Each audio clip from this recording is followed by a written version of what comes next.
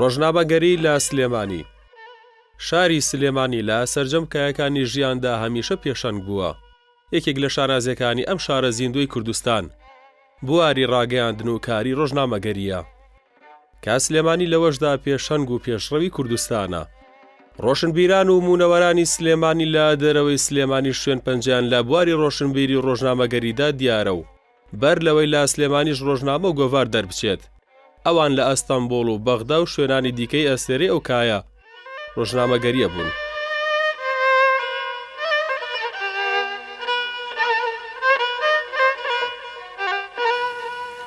ڕۆژنامەگەری کوردی بە تایبەتی لە باشووری کوردستان و بە تایبەتی لە سلێمانی بۆ گەشەی زمان و ئەدەبی کوردی ئەگەڕێتەوە کە ڕێشکەکەی لە نالی و سالم و کوردی و دوجار کۆمەڵی منەوەری تر دەست پێەکە، چکە کاتێک کە تۆ ڕۆژنامەگەری ئەەکەی پێویستی بە دوو لایەنێ، کەمیان پێویستی بە زمانێکی ستانداردە کە بتوانێت بە شێوازێ بنووسێ خوێنەر لی تێ بگاوە، زۆرترین ژماری خەڵک لی تێ بگەن، و دووهەمیش بابەتی چاپەمەنیە. لە سلێمانیا هەردوو ئەم زەمینەیە لە سەرەتای سەدەی ڕابردووەوە زەمینەیەکی لەباری بۆ ڕەخسا، جگە لەوەی کە وەکوتم لە سەردەمی بابانیەکانەوە بە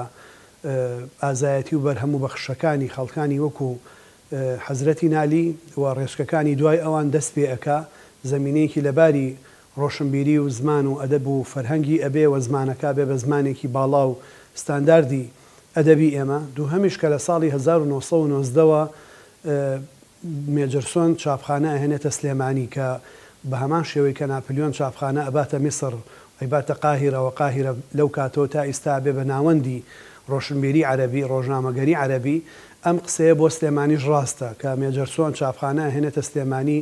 لە 1990ەوە ئەو زەمینەیە دروستەکە کە ئەو شتانە تەنیاوەکو دەستنووس نەمێننەوە و بڵاو بنەوە. پێش ئەوەی لە سلێمانی ڕۆژنامەوشی دەربچێمە هەندی ڕۆژی بیان هەموو لە دەروەی کوردستان بە تابەتی سەردەمی عوسمانی لە ئەستەمبۆڵ بوون، ئەوانە بە حکمیەوەی تەجربەی میلەتانی پێشکەوتوی عوسمانیان دیوە و خوێنەوار بوون و خوێندنی بەرزیان هەبوومانە، لەبەرەوە هەویستیانە لەو ڕۆ زانیویانە ڕۆژنامەگەری دەورێکی گرنگی هەیە لە چاوکردنەوەی خەڵک و پێگەیانی خەڵک، لەبەرەوە کەوتونەتە دەرکردنی گۆڤار ڕۆژنامە بە تابەتی لەو سەردەمانە کەیتر جۆرێک لە ئازادی پیا بوو. بۆ نمونە لە دوای ڕاگەیاندنی مەشروطەی عوسمانی ساڵی 1970 کەیتر بۆ جاری دووەم مەجلیسی مەبعوثانی عوسمانی پێکهێنرایەوە ئازادیەک بەڕاستی لە هەر ناو قەڵەمڕەوی دەوڵەتی عوسمانیە بەرپا بوو. لە پاڵ ئەمەیە دوو بابەتی تری گرنگ ئەبن بە پشتیوانی ئەم پرۆسەیە. یەکەمیان ئەو ئەزمونەیە کە منەوەرانی کورد لە دوو مەدرسەی پێشوو بەدەستی هێنن، یەکیان مەدرسەی ئەستەمبۆڵە، بۆ نمونە ئەگەرێمە سەیری کەسایەتێکی وەکو حاجی تۆفیق پیرەمێرد بکەین، لە ساڵی 1970 ڕۆژنامەی کورد تەعاون تەرەقی غەزەتەسی لە ئەستەمبۆڵ بڵاوە کاتەوە و ئەمە ئەبێ بە ڕێچکەیە کە ئەزمموی ڕۆژنامەگەری کوردی گەڵاڵە ئەبێ و کاریگەرە بە ڕۆژنامەگەری لە دەوڵەتی عوسمانی و کاریگەرە بە ڕۆژنامەگەری لە ئەوروپا بە شێوەیەکی گشتی. دووهەمیش لە ساڵی 1940ەوە کە ئینگلیزەکان لە بەسڕەوەیەن و لە شانزا گەنە بەغدا، لە چواردەوە جەمالەدین بابان لەوێ ڕۆژنامەی بانگی کورد دەرەکا کە ئەمیش خۆی بۆ خۆی ئەبێ بە ئەزمموونێکی تری تێکەڵاو لە ئەزمموونێک کە لە ئەزمموی ئەتوانی بڵین ئینگلیزی و عوسمانی و دوجار کە لە 1920ەوە ئینگلیزەکان یەنە ئێرە و ڕۆژنامەی پێشکەوتنی سلێمانی دەرەکەن، ئیتر ئەچێتە بواری پراکتیکیەوە. نووسەرێکی زۆر کە هەوڵیان ئەوەیە کە بە زمانی شیرینی کوردی بنووسن، بابەتەکان بڵاو بکەنەوە، دەست پێ ئەەکەن. ئەمانە هەمویان بەیەکەوە هاندەری ئەوە ئەبن و لە دوجاریشە بەهۆی ئەوەی کە سلێمانیەکێکە لەو شوێنە دەگمەنانی لە کوردستان و عێراقا بۆ یەکەم جار خوێندنی مەدەنیان تیاکرێتەوە، خوێندنی مەدەنی بەو معنایی کە هەموو خەڵک ئەو خوێندکارانی ئەو قوتابیانی لەو قوتابخانەیان یەک پرۆگرامە خوێنن و لەسەر یەک پێوەەر و لەسەر یەک پرۆگرام وانەکانیان پێ ئەوترێەوە زانستەکانە خوێنن، زمانە خوێنن. ئەمە یارمەتی دەرێکی زۆرە بێ بۆ ئەوەی کە پشتیوانی کاری ڕۆژنامەگەری بکات لە پاڵەوە ئەزممونە ڕۆژنامەگەری کە هەمانە. کوردی سوودی لەوە بینی وەک چۆن ڕێکخراوی سیاسی وەکو کورد تەعاون و تەرقی جەمعیەتی دروست کرد، لە هەمان کاتە ئەم جەمعیەتە گۆڤارێکی بوو بە ناوی گۆڤاری کورد تەعاون و تەرقی غەزەتەسی کە پیرەمێردی حاجی تۆفیقی پیرەمێردی شاعر خاوەنی امتیازی بوو ئەوم گۆڤارە نۆژمارەی لەو دەورانەیە لێ دەرچوو واتە یەکەمین گۆڤاری کوردی لە دنیاە کوردێکی خەڵ سلێمانی دەری کرد دومین گۆڤاریش کە هەر گۆڤاری ڕۆژی کووردە هەر کوردێکی خەڵ سلێمانی کە ئۆرگانی جەمعیەتی تەڵەبەی هێوی کورد بوو لە ئەسەمون دەرەچوو هەر عەبدولکەریمی حاجی وڵای حەمەکەرکوچی کە ئەو زەمانە حقوقی خوێنە بوو ئەو دەری کرد سێمین گۆڤاریش کە دوایی ڕۆژی کورد کە وەستا داخرا هەتاوی کووردە هەردیسان کوردێکی خەڵ سلێمانیە کە عەبدولعەزیز بەجی بابانە بە ناوی هەتاوی کوردەوە ئەوە گەیزانراوە دەژمارەی لێ دەرچووە ئەم لەبەرەوە بینی سلێمانی ڕۆژنبیرەکانی بەڕاستی پێشینەیەکی باشیان هەبوو لە کاری ڕۆژنامەگەریە جگەلەوە ئێمە بیرمان نەچێت هەر لە عێراقیشە لەم عێراقی ئێستا لە سەردەمی عوسمانیە لە ویلایەتی بەغایە یەکەمین گۆڤاری کوردی دەرچوو بە ناوی بانگی کورد هەر جەمالەدین بابان کارخەڵکی سلێمانیە ئەو دەری کردووە بەهەرحاڵ سلێمانی ئەمە ڕەنگە بڵێم یەکێک لە زیندوێتی و نقطە جوانەکانی سلێمانی بەڕاستی مەسەلەی ڕۆژنامەگەریە وە بێت جارێ پێشوەخت تەسنیفیکەین بزانین چەند جۆر ڕۆژنامەگەریمان هەیە ئێمە ڕۆژنامەگەریەکمان هەیە کە ئینگلیز دەستی پێکا لە شاری سلێمانی و پێشەوەی لە سلێمانی دەست پێکە لە بەغدا ڕۆژنامەی تێگەیشتنی ڕاستی دەرەکەن ئینگلیزیەکان دوایەوە کە ڕاستەخۆ دێنە سلێمانیش ڕۆژنامەی پێشکەوتن دەرەکەن و ئەم دوو ڕۆژنامەیە مەبەستیان جیایە و ئامانجیان جیایە لە ئەو ڕۆژنامانەی ترکە دوایی دەرەکرێت ئامانجی تێگەشتنی ڕاستی لە ڕاستیە پێشەوەی عوسمانیەکان دەرچن لە سلێمانی دەرکراوە و باس لەوە کە هانی کوردەکانەدا کە ئیش بکەن بۆ مەسایلی سربەخۆی کوردستان و محاولە بکەن تورکەکان دەرکەن لە کوردستانە و هاندانێکی زۆری تەیە بۆ گەشەکردنی ناسیۆنالیزمی کوردی و بۆ دەرکردنی تورکەکان. یەکەمین ڕۆژنامەکە لەسەر خاکی کوردستان دەرچوبێت لە سلێمانی بڵاوبووەتەوە کە ڕۆژنامەی پێشکەوتنە با دوای ئەویشدا بانگی کوردستان و ڕۆژی کوردستان و بانگی حەق و ئومێدی ئیستیغلال و ژیانەوە و ژیان و ژین ڕێچکەیان بەست و ئەم کاروانە گەورەیە تا ئێستاش بەردەوامە و ساڵ بە ساڵ لە پێشکەوتنی زیاتردایە. لە ڕاستیدا لە دوای هەڵۆشانی ئیمپراتۆریەتی عوسمانی و جەنگی جیهانی یەکەم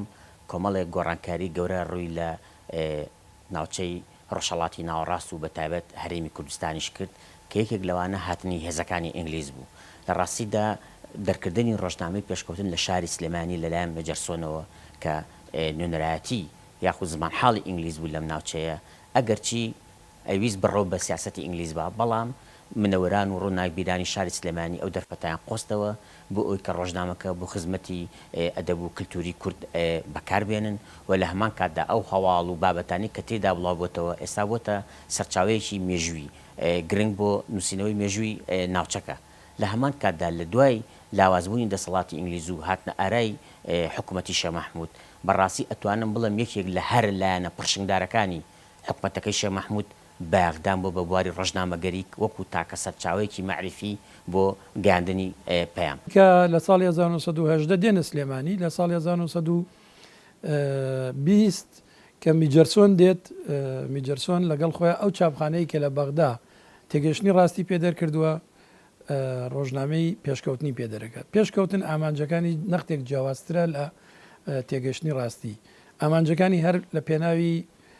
چەسپاندنی دەسەڵاتی ئینگلیزە لە ڕاستیە بەڵام ناسیۆنالیستە کوردەکان بۆ یەکەم جارە ڕۆژنامە و کاغەز و چاپ و ئەمانە دێتە بەردەستیان ئەوانی شکەڵکی لێوەرەگرن وەک چۆن ئینگلیزەکان هەوڵیان داوە لە ڕێگەیەوە کۆمەلگای کوردی قەنەعەت پێبێنن کە ئینگلیز بۆ ڕزگارکردنیوان هاتووە. لە هەمان کاتشە ڕۆشنبیران و منەوەرانی کورد لەو قۆناغا کۆمەڵی وتار و کۆمەڵی بابەتی تیا بەڵاوەکەنەوە کە تایدا ئیحساسی کوردبوون و ناسیۆنالیزمی کوردی ئەگەشێنەوە. لە ڕاستیە بە حکمەوەی میجەرسۆن بۆ خۆی جۆرێک لە هاوسۆزی لەگەڵ کووردا هەبوو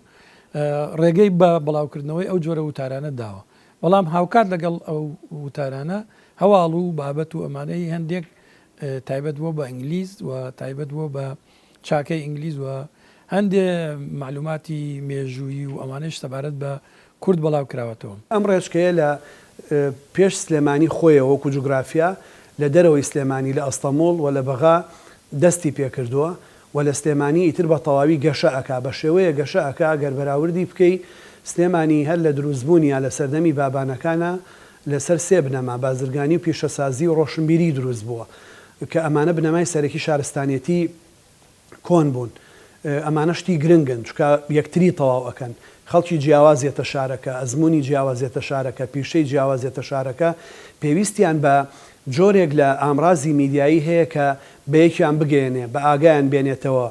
وشیاری کۆمەڵایەتی بڵاوکاتەوە و کاروبارەکانیانی تیا بڵاوکەنەوە بە ئەمە ڕوویاوە لە سلێمانی و دوایش دوای کەوتنی دەوڵەتی عوسمانی کاتێک کە منەوەرەکانی ئێمە لە ئەستەمۆڵە گەڕێنەوە سێ بنەمای شارستانێتی نوێ بۆ ژیان لە سلێمانی زیاد دەکەن کە ئەوانیش بریتین لە پەروەردە و فێرکردن بەشداری و ئازادی ژنان و هونەرە جوانەکان. ئەمانە هەمویان یارمەتێکی گەورەی کاری ڕۆژنامەگەری ئێن کە لە 1920ەوە ئینگلیزەکان ڕۆژنامەی پێشکەوتن دەرەکەن تامان ئەزمونێکی دوای جەمالەدین بابانیشمان لە 1970 لە بەغدا هەیە کە شکری فەزلی و هاوڕەکانی تێگەشتنی ڕاستیان دەرکردووە و پرۆفیسۆری ڕەحمەتی دکتۆر کەمال مەزهەر نامەیەکی زۆر باشی لەسەر نووسیوە ئەویش پشتیوانێکی ترە بۆ تەواوکردنی و ئەزمموی کە لە ڕۆژنامەگەریا لە بەغا هەمانە. دوای هەڵەشانە و دەوڵەتی عوسمانیش وەختێکم ڕۆژی میرانە گەڕێنەوە بۆ عێراق و ئەگەڕێنەوە بۆ کوردستان ڕاستیەکێک لەو وارە زۆر گرنگانە کە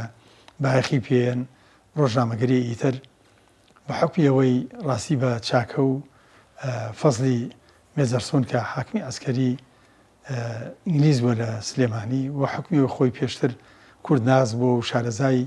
کوردەواری بووە چاپخانە هێنێ بۆ سلێمانی و لە ساڵی 1920ەوە تا ساڵی 1922 بۆ چاپخانەیە بۆ یەکەمی جار ڕۆژنامەیە لە سلێمانی دەرەکە بە ناوی پێشکەوتن. دەبینین لەو سەروەختەدا کەساتی منەوەرەکانی کورد بەتابەت بەشێکی ئەوانەی کە لە ئیمپراتۆرەتی عوسمانیەوە کە هەڵەوەشێتەوە دێنەوە هەرێمی کوردستان وەکو مستەفا پاشای یاموڵکی کۆمەڵک جەمعێت وەکو جەمعێتی کوردستان دادەمەزرێن بۆ بڕەودان بە بواری ڕووناکبیری و لە هەمان کاتدا ڕۆژنامەیەکیش دەرەکەن بە ناوی بانگی بڵاوکراوێکیش دەرەکەن بە ناوی بانگی کوردستان کە ئەم بانگی کوردستانە ئەبێتە بناغەیەکی تریش بۆ مێژوو ڕۆژنامەگەری لە شاری سلێمانی. دوای داخستنی پێشکەوتن ڕۆژنامەی بانگی کوردستان جێگەیەگرێتەوە. بانگی کوردستان خاونەکەی مستەفا پاشای یاموڵکیە. مستەفا پاشای یاموڵکیش کۆمەڵەیەکی لە سلێمانی دامەزران یانی حزبێکی دامەزران بە ناوی جەمعێتی کوردستان و ئەم جەمعیەتە زمان حاڵەکەی بانگی کوردستان بوو. بەو پێی کە مستەفا پاشای یاموڵکی لە ئەستەمبوڵ هاتبووە و لە ئەستەمبوڵیش خۆتان نەزانن لە ناو کوردەکانی باکوورە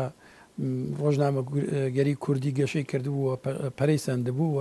حزبی سیاسی دروست بوو. مستەفا پاشای یاموڵکی لەگەڵ خۆیان ئەو ئەزمونانەی ڕۆژنامەوانی و ئەو ئەزمونانەی حزبی سیاسی و فکری سیاسی و ناسیۆنالیزمی کوردی لەگەڵ خۆیان هێنابوو بۆ سلێمانی و لەو ژمارانەی کە دەری کرد لە ساڵی 1922 کۆمەڵێک ئاماجی هەبوو ئاماجی سەرەکی ئەو گەشەکردنی ناسیۆنالیزمی کوردی و هاندانی خەڵک بوو بۆ خوێنەواری و هاندانی خەڵک بوو بۆەوەی کە بیر لە ڕزگاری نیشتمانی بکەن و جۆرێک لە جۆرەکانیش پێی وابوو کە عوسمانی یا دەوڵەتی تورک ناتوانن خواستەکانی ئێمە بێنەدی بەڵکو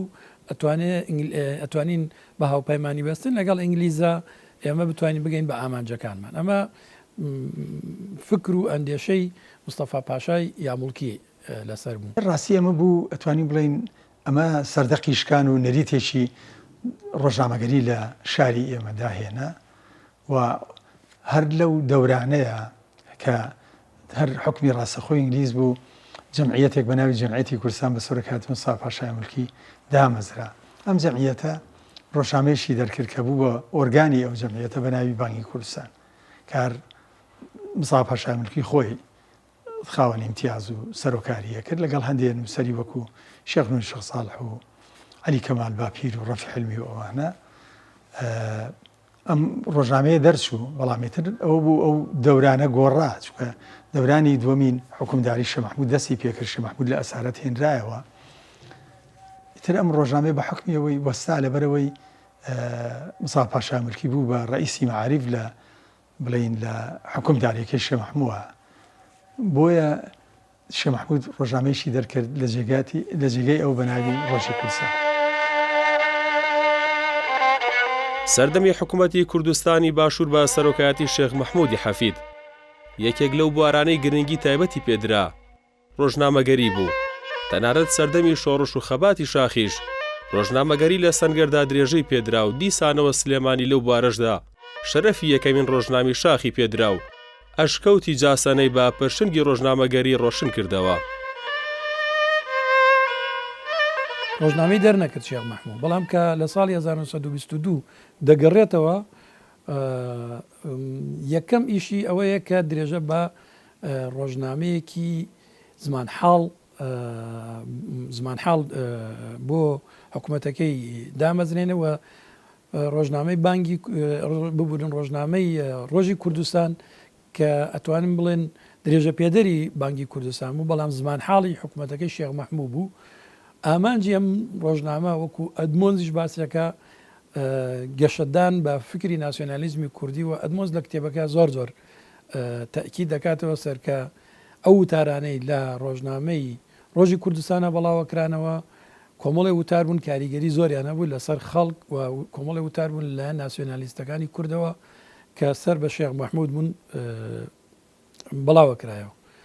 وەکو وتمان ئامانجی ئیتر شێخ مەحموود ئامانجی لە دەرکردنی ڕۆژنامەکە پتەوکردنی پێگەی حکوومەتەکەی بوو لە ناو خەڵکە بە تایبەتی لە ناو چینی ڕۆشنبیر و خوێنەوارانی ئەو کاتە بۆ هەوڵانی لە سەردەمی شێخ مەحموود هەبوون بۆ کڕینی چاپخانە و چاپکردنی پرۆگرامی خوێندن تاکو بابەتەکانی تری مێژووی ئێمە بە دڵنیاییەوە هەمووی لەوا بوون. منەمە یەک شتی بە گرنگ بڵێم بۆ نمونە ئێمە زۆر باسی پەیماننامەی لۆزانەکەین. پەیماننامەی لۆزان کە لە لۆشاری لۆزانە چیتەوە مۆزەخانەی بۆ دۆکۆمنتی هەموو میلەتان و دنیا کراوە پێش جەنگی جیهانی یەکەم تا ئێستا لە 1923 و پێش 1923 و لە کاتی جەنگەواتان و 2023 هەموو دۆکۆمنتەکانیان پاراستووە هی هەموو میلەتان. کاچیتان مۆزەخانەیەوە یەکەم بەڵگەنامە کە لە دەرگاکە چیتە ژوورەوە بەدەستی چەپاڵیان واسیوە ڕۆژنامەی ڕۆژی کوردستانە، ئەوەی کە لە سەدانەوەی کورد نەیخوێنوەتەوە. ڕۆژی کوردستان لە سەردەمی شێخ مەحموود دەرچووە. ئەو ژمارەی کە من باسێکم ژمارە 6 هی 15 تشرینی دووەمی ساڵی 1922 شێخ نووری شێخ ساڵح خاوەنی ئیمتیاز و سەرنووسەریەتی یەک سەروتاری دوور و درێژی دوولاپەڕەیی لەسەر کۆبوونەوەکانی لۆزان نووسیوە 8 مانگ پێش ئەوەی پەیماننامەی لۆزان ئیمزا بکرێ. باسی هەموو ئەو شتانی کردووە کە ئەگەری ڕوودانی هەیە. لە هەمان ژمارەیە عارف سایب بابەتێکی نووسیوە بە ناوی یەکبوون لە کاوانەیەکە نووسیەتی ئەلیتیحاد باسەکە ئەڵێ کورد ئەگەر یەک نەبێ ئاوا ناکۆک بێ ئەوە لە لۆزانە دارێن بە ڕۆحیا و هیچی بۆ نابێ و گۆزەی وەستاندنی شەڕی جیهانی و ئاشتی لەسەر سەری کورد ئەشکێن و لەسەر سەری کورد دروستە بێ. یعنی منەوەرانی کورد لە ڕێی ڕۆژنامەکانەوە بە تەواوی لە بوارە سیاسیەکان و کە سیاسیەکان و ڕووداوە سیاسیەکان و پێشبینە سیاسیەکان ئێمەیان ئاگادار کردوێتەوە، بەڵام بەداخەوە نەک لەو کاتانە خوێنراونەتەوەکو پێویست لە ئەم ڕۆژانە خوێنراونەتەوە. یەشێک لە ڕۆگەش و جوانەکانی حکومداریەکەی شێخ مەحموود ڕاستی ڕۆژنامەگەریە. ئەو سەردەمە سەرباری دانەمەزرای وەزعەکە و هەڕەشەی زۆر و دواکەوتوی خەڵک بیرکردنەوە لەوەی کە تۆ ڕۆژنامەیە دەرکەبی کە بە ئۆرگانی ڕسمی خۆت پەیامی خۆت بگەێنی گرنگە. یعنی ئەو ڕۆژنامەیە لەو دەورانەیە دەورێکی گرنگی هەبوو. لەبەرەوە شێخ مەحموود کە چووە ناوچەی سووداش ئەو چاپخانەی لەگەڵ خۆیان برد لە ئەشکەوتی جاسەنە ڕۆژنامەی بانگی حەقی پێدەرکرد کە 3 ژمارەی لێ دەرچووە لەگەڵ پاشکۆیەکە بەداخەوە ژمارەی یەکەمی هەر بەدەستخەتی ماوەتەوە ئەم ساڵانە دۆزرایەوە 2 ژمارەکەی کە چاپ کراوە. دوایەوەی کە ئینگلیزەکان دیسان هەر هاتنەوە بۆ سلێمانی و جارێش کە ویستیان ئیداری سلێمانی بکەن و بۆیان سەرنجچوو سلێمانیان لە تەموزی 1920 بەجێهێشت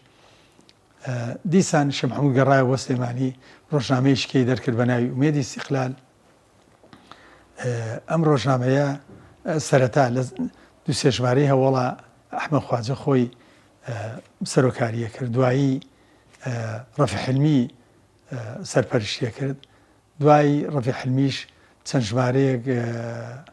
حسێن نازمبەک سەرپەرشتی کرد و دواتر بەڕاستی ئەو ژمارەکانی دوایی نازانین چێ سەرپەرشتی کردووە. ئیتر لە ساڵی 24 کە ئیتر حکومداری شێخ مەحموود نەما ئەم ڕۆژنامەیەش لە ناوانەما. حکوومەتی دووەمی شێخ مەحموود هەرسێنێ شێخ مەحموود لەگەڵ خۆیان چێ بۆ جاسەنە لەگەڵ خۆیان چاپخانەکەی ژەبات و لەوێ بانگی حەق دەرەکات. بانگی حەق لەلایەن لەشکری کوردستانەوە دەرکراوە. لێرە ئامانج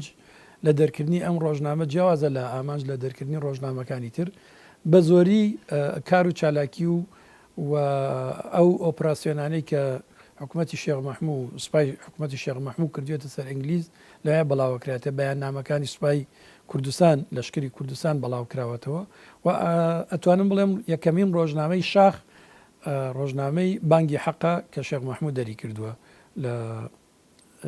ساڵی 1923 یا 22 هەر لە سەردەمی حکومڕانی شێخ مەحموودا دەبینی چەندین ڕۆژنامە بە پشتیوانی کۆمەڵێک لە منەوەرانی کورد دەرچووە و بووەتە سەرچاوەیەکی معرفی بۆ بڵاوکردنەوەی هۆشیاری سیاسی کۆمەڵایەتی بواری خوێندەواری لە هەرێمی کوردستان و بەتایبەت لە شاری سلێمانی بۆ نمونە دەرکردنی ڕۆژنامەی ڕۆژی کوردستان لە هەروەها کاتێکیش کە شێخ مەحموودیش ئاوارە دەبێ بەهۆی بردومانی فڕۆکە ئینگلیزەوە ئەبین یەکێک لەلایەنە پڕشنگدارەکانی ئەوەیە لە جیاتی سەرۆت و سامان گوازێتەوە چاپخانەکە ئەگوازێتەوە بۆ ئەشکەوتی جاسەنە ئەتوانم وەکو جەخ لەسەر ئەوە بکەمەوە کە تا ئێستا بەهێزترین وتار بینیوێتم بۆ داکۆکی لە مافی کورد ئەو وتارێک کە شێخ مەحموود لە ڕۆژنامەی بانگی حەق لە نووسیەتی لە ئەشکەوتی جاسەنە ئەڵێ لەم عەسری مەدەنیەتەدا ئێمە بە زمانێکی ئاشتیانە داوای مافەکانی خۆمانەکەین کەچی ئینگلیز لە ڕێگەی بردومانەوە وەڵامی ئێماداتەوە ژن و مناڵمان قەتڵ عامەکە و لە هەمان کاتدا هەر پەڕەگرافێکی وتارەکەشی بە پشتبەستن بە ئاەتێکی پیرۆزی قورئان لەبەرەوە ئەبینین ڕۆژنامەی بانگی حەق ئەتوانین بڵێم یەکەمین ڕۆژنامەیە لە مێژووی ڕۆژنامەگەری هەموو جیهانە کە لە ئەشکەوتا دەرچوو بێ لە دوای ئەوە کە حکومڕانەتی دووەمی شێخ مەحموود دەست پێکا خولی دووەم دەبینی نای ڕۆژنامەکەی ناوێنێ ئومێدی ئیستیقلال کە هەر بە ناوەکە ئەزانی کە شێخ مەحموود چەند ئاواتێکی سەربەخۆی لە خەیاڵدا بوو. دوای ئەوەی کە حکوومەتی سێم دامەزرێنێ لە ساڵی 1923 شێخ مەحموود گەڕێتەوە بۆ سلێمانی و حکوومەتی سێم دامەزرێنێ وەکو نەریتێکی لێ هاتبوو بە نسبەت شێخ مەحموودەوە دەستی کرد بە دەرکردنی ڕۆژنامەی ئومێدی ئیستیقلال. ئومێدی ئیستیقلال هەر لە ناوەکەیەوە دیارە کە ئامانجێکی نەتەوەیی نیشتیمانی و ڕزگاری خوازیە بوو و ئاشکرا بانگی ئەوە کات کە ئێمە ئیستیقلالی کوردستانمان ئەوێت و لێرە زۆربەی هەرە زۆری ناسیۆنالیستەکانی کورد ڕۆڵ و کاریگەری دەبینن لە ئەو ڕۆژنامەیە منەوەرەکانی کورد و تاری زۆر زۆرە نووسن. ئەحمەد خواجە سەرنووسەری ماوەیەک دوایە ڕەفیع حلمی دوایە حسێن نازم ئەبێت بە سەرنووسەری ئەم ڕۆژنامە هەمویان کۆمەڵی وتاری تایە کە ئەکرێ بکرێ وا لێک بدرێتەوە کە ئامانجەکانی شێخ مەحموود فکری شێخ مەحموود و بەرنامەی شێخ مەحموود بۆ ئایندەی کوردستان لەوێ ڕوون کراوەتەوە لە ڕێگەی سەروتارەکانەوە لە ڕێگەی وتارەکانەوە کە نووسراوە و لە ڕێگەی ئەو بەیاننامە و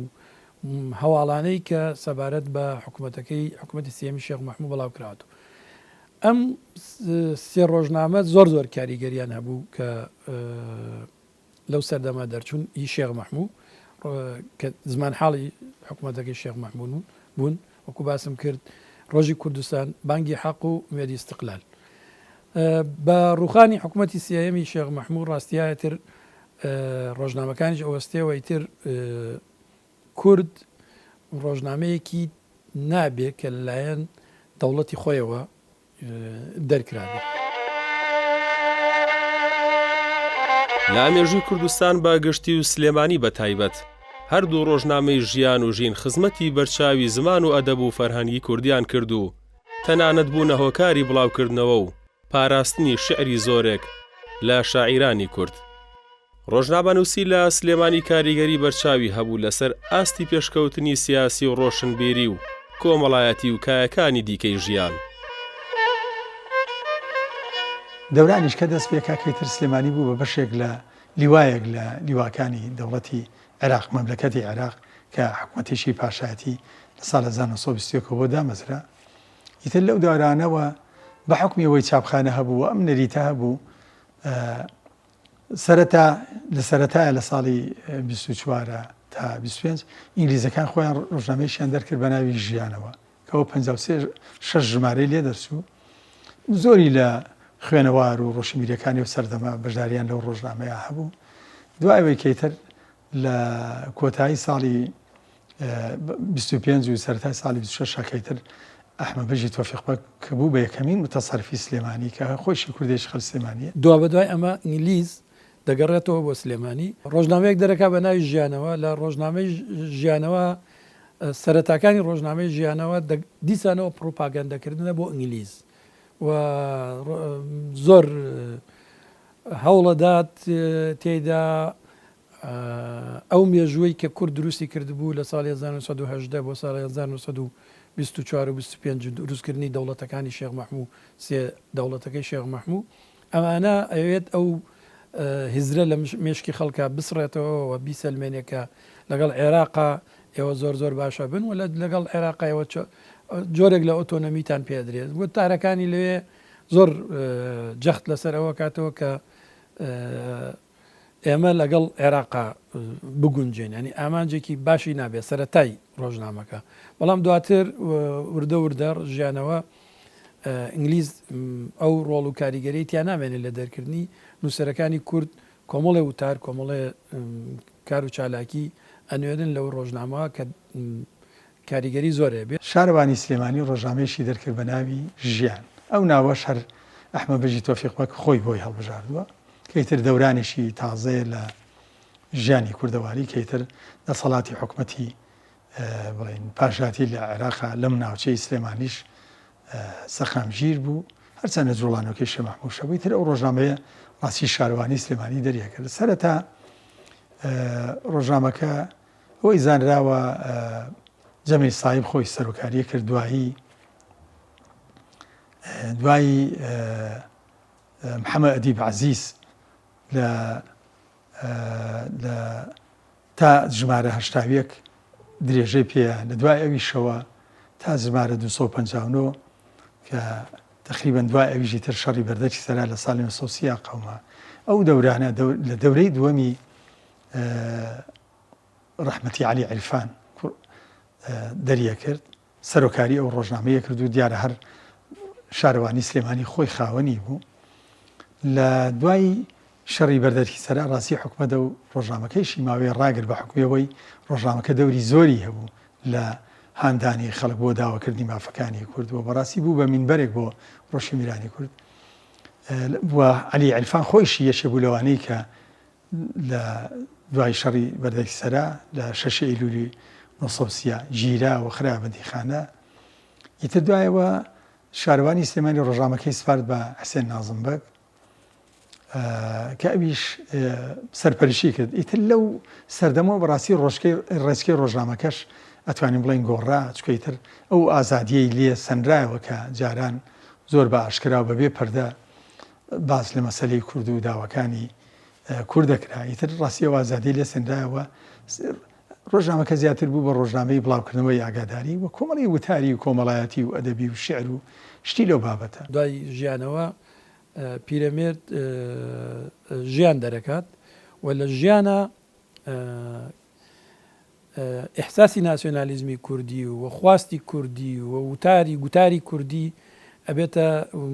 زاڵە بێت تێدا وتاری کورد پەروەرانە زاڵە بێت هەیە و گوتاری هۆشیارکردنەوە زاڵە بێت هەیە ئەمرێکی واقع دروست بوو کە ئەو کاتە حکوومەتی کوردستان ڕووخاوە و کوردستان لکێنراوە بە عێراقەوە بەڵام ژیانەوە ژیان پڕیەتی لە معلوماتی گرنگ هی ئەو قۆناغا چالاکی و کارە دیبلۆماسیەکان و کارە کولتوری و هونەری و سیاسەکانی نخبەی کوردی لە قۆناغا لە ڕۆژنامە ژیانە تۆمار کراوە و کرێ بە سەرچاوێکی گرنگ لەو بوارە تەماشای بکرێت هەتاکو دوای سیەکان ئەتر ژیانەوە پیرەمێرد ناویە گۆڕێ بۆ ژین و بەردەوامە بێت تاکو پەنجاکان بە مردنی حسێن نازمبەگ لە ساڵی 1930 لە دوای ژمارە 320ەوە ئیتر ڕۆژنامەکە وەکو پیرەمێرد لە ژمارە 320 کە شارەتی پێ ئیتر دیارە شارەوانی سلێمانی حاجی تۆفیقی پیرەمێرد ڕاست فێرین بۆی سەرۆکاری ڕۆژنامەکە بکەن ئیتر پیرەمێرد خۆی ڕۆژنامەکە ئەگرێتە دەست چاپخانەکەش دیارە هەر چاپخانەی شارەوانی سلێمانیە ڕۆژنامەکەی تر ئاڕاستەیەکی ئەتوانین بڵین ڕۆشنبیری گشتی و ئەدەبی گرێتە بەر ئەو ئاڕاستەیە کە ئەتوانین بڵێن تا سەر بەم شێوەیە ڕۆیشت. بەڵام دوایی ئەوەی ئیتر شارەوانی ڕاستی زۆر بایەخ بە ڕۆژنامەکە نادا. پیرەمێرد ئیمتیازەکەی لە شارەوانی سلێمانی وەرەگرێ لە ساڵی 34 و چاپخانەکەش بەکرێ لە شارەوانی سلێمانی وەرەگرێ و ڕۆژنامەکە درێژەی پێدا بێ بە ڕۆژنامەیەشی ئەهلی ڕاستی بوو ئەهلی کە پیرەمێرد خۆی خاوەنیەتی و دەریەکە بە ئیمکانیەتی ینی خۆی. ئیتر لەو کاتەوە ڕاستی ڕۆژنامەکە دیسان وەکو بڵێم ئەبێ بە ڕۆژنامەیەشی ئەهلی سەربەخۆ. پاشان ئەم ڕۆژنامەیە لە ساڵی 1970 لە سەردەمی متەسەرفێتی عەبدولمەجید یاعقوبی بەڕاستی زۆر تەگەرا خەنە بەردەمی پیرەمێرد. ڕۆژنامەکەی هینەکەی چاپخانەکەی لێسێنن جاریشکە بەکرێ نایدەنێ لەبەرەوە پیرەمێرد ناچارە بێ ئەچێتە بەخا خانوەکە خۆی خاتە ڕەهن ئەچێتە بەخا لەوێ چاپخانەیە گەکرێت کە ئێستا خۆشبەختانە لە مۆزەخانەی چاپ لە سلێمانی پارێزراوە. ئیتر ئەم چاپخانەیە پیرەمێرد بۆ چاپخانەیە خۆی درێژە بە دەرکردنی ڕۆژنامەکەدا ئەیگەێنێتە ژمارە دیارە ئەگەێنێتە ژمارە 1015 و لە ساڵی 1950 کە ئیتر کۆچی دواییەکە تر ڕۆژنامەکە ماوەیەک جەمەی سایب ئەگرێتە دەست، ماوەیەشیش نووری بەجی ئەمین بەک ئەیگرێتە دەست، ماوەیەشیش ئەبڵا گۆرانی شاعری ئەگرێتە دەست، دوایی ئەحمەد زرنگی کچە زای پیرەمێرد کە ئیتر خۆی بە حکومیەوەی محاماتی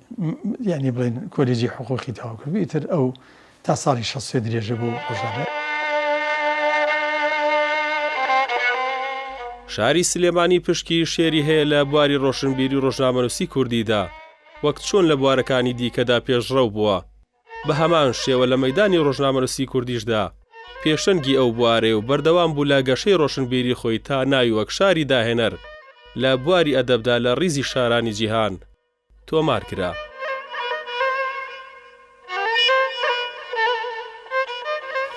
وڵاتێک لە دەرەوە سویسرایە وڵاتانی تر ئەمە ئەخوێندنەوە کردویانە بە بەڵگە هەڵیان واسیوە کە کورد و شاری بەوە هەبووە چی ڕوئەیە. بۆیە بەڵێ گەر ئێمە بە ناوەڕۆکی ڕۆژنامەگەری کوردیا بڕۆینەوە زۆر بابەت هەیە، زۆر وشە هەیە، زۆر زاراوە هەیە کە بە ئێستاشەوە بۆ نمونە پیرەمێرد لە سیەکانە سەرروتا لەسەر فێمەنیستە نووسێ تا ئێستا جۆک و پێویست زۆرێک لە ڕێکخراوەکان لە موشەیە تێ نەگەشتون. ئەو لە شعری دواوانەکەیە دووشەی فۆتۆگراف بەکارێنێ. پیرەمێرد یەکەم کەسە کە وێنەی فۆتۆگرافی هەر لە کورتە ئاون تەرەقیەوە بڵاو کردوێتەوە کە لەو کاتا لە دەوڵەتی عوسمانی وا بە میلەتەکانی تیان تۆ وێنە حرامە و حەڵاڵە و چییە ئەم زانیوێتی کە ئەمە شتێکا بێ پێشکەوتنێکە بێ کورد خۆی لێ بێبەرینەکە بێتە ناویەوە لی تێ بگا ئیشی بۆ بکە کردوێتی لە 1970ەوە. بۆیە بەڵێ ئەگەر ئێمە ڕۆژنامەگەری کوردی لە ناو مێژووی ئێمەیە لابەری ئەوە کلێنێکی زۆر زۆر گەورەتر لەوەی ئیستا هەمانە لە مێژووی ئەدەبیاتی کوردی و لە زمان و فەرەنگی کوردی دروستە. ئەو منەوەرانە توانیان زمانی کوردی لە زمانی فۆکلۆرە بگوازنەوە بۆ زمانی نووسراو چکە پێشتر ئێمە تەنها هەر شعر و ئەدەبیاتمان هەبووە کە دەماودەم گوازراوەوە زۆر جار بۆ بە فۆکلۆر بەرهەمەکەشی ون بووە خاوەنەکەی ون بووە وەکو فۆکلۆری بماوەتەوە. بەڵام ئەم منەوەرانە توانیان زمانی قسەکردن زمانی پەیام کەن بە زمانی نووسراو چونکە ئێستا ئەگە بتەوێ لێکۆڵنەوەی بکەیت لەسەر ڕەوشی ئەو ساتی سلێمانی بە ناچاری ئەبێ بچیتەوە بۆ سەر ڕۆژنامەکانی ئەو سەروەختە بۆ نمونە ڕۆژنامەی ژیان و ژین ئەبینی زۆرترین هەواڵی بڵاو کردوێتەوە دەربارەی ڕووداوەکانی ئەو ساتە. ئێستا بۆ بە سەرچاوەیەکی گرنگ کەواتە دەتوانین لە چەند خاڵێکدا قسەکان پخت بکەینەوە. یەکەمینیان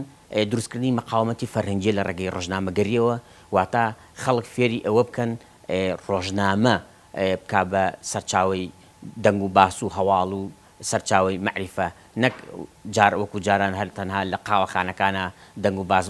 هەبوو بێ یاخود کەسێک قسە کردویانتر جویان لێگرتە بێ. دووهەمینیان بەڕۆدام و بەلایانی ئەدەبی چەندین شاعری ئەو سەروەختە لە ڕێگەی ئەو ڕۆژنامانەوە توانیانە بەرهەمەکانی خۆیان بڵاو بکەنەوە. سێهەمینیان هاندانی خەڵک بۆ فێربوونی خوێندەواری چونکە پێشجەنگی جیهانی یەکەم ڕێژەی خوێندەواری لە ئاستێکی زۆر زمداوە لە هەرێمی کوردستان. بەڵام لەو سەروەختەدا کە مەکتەبیش ئەکرێتەوە لە شاری سلێمانی ئەبینی هاندانی خەڵکی تێداوە بۆی کە فێری خوێنەواری ببن و لە هەمان کاتدا هاندانێکی تر بریتی بووە لە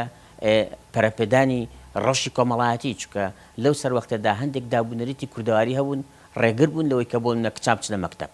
ڕێگر بوون لەوەی کە ژنان بەشداری سیاست بن بەڵام دەبینی لەو سەروەختەدا کۆمەڵە ژنی زۆر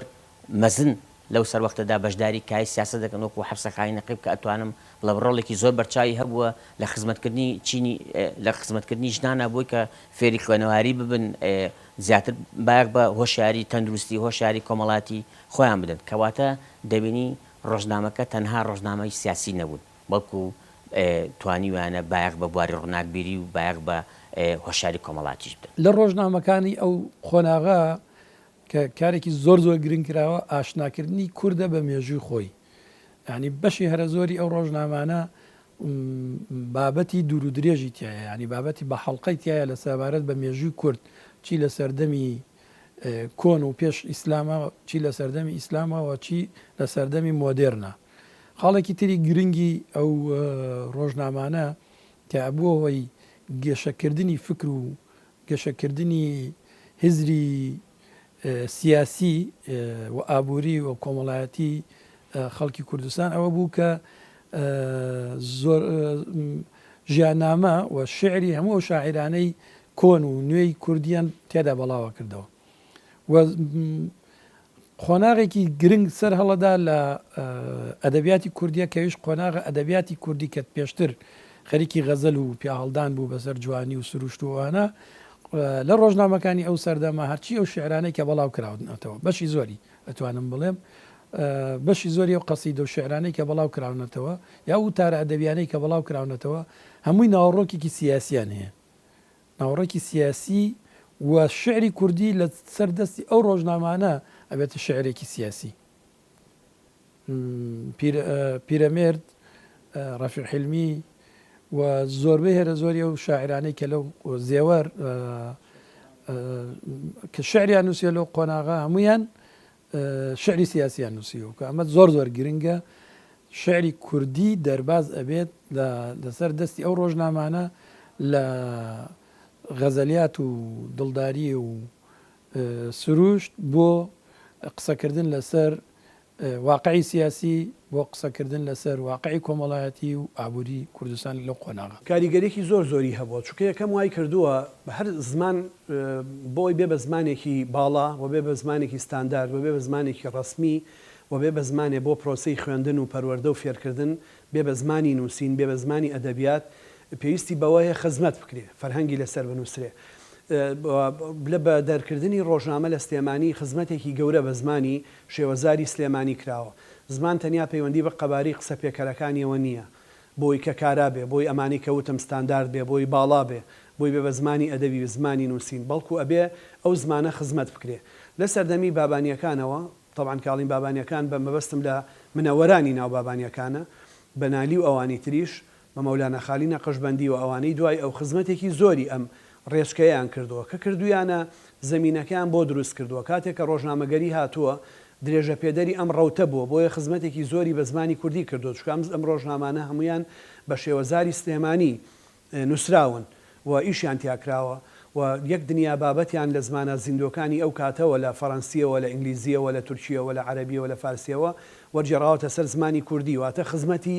زمانەکەیان پێکردووە و ئیترم زمانە ئەبێ گرامەری هەبێ ئەم زمانە ئەبێ ئەو شانی کە هەن خوێنە لێیان تێبگا ئەم زمانانە بوو ئەم زمانە بۆ زمانی لە پرۆگرامی خوێندنە کاری لێ بکرێت لە سەعید سدقی لە سەعید کابانەوە هەتا ئەوانی تر ئیشیان لەسەر کردووەوە بۆ بە ئەم زمانی کە ئیستا ئێمە قسەی پێ ئەکەین لە بواری لە ئەدەب و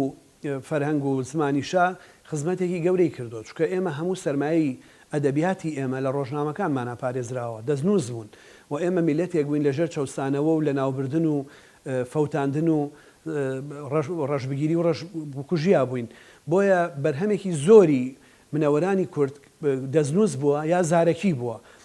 ئەم منەوەرانی کورد هاتوون بەشێکی زۆری ئەوانەیان تۆمار کردووە بۆ نمونەیە کەم جار چامەکەی نالی بۆ سالم و سالم بۆ نالی بۆ سلێمانی پیرەمێر لە ژینی ئەستەموڵ بە کوردی و بە کرمانجی بە سۆرانی و بە کرمانجی و بە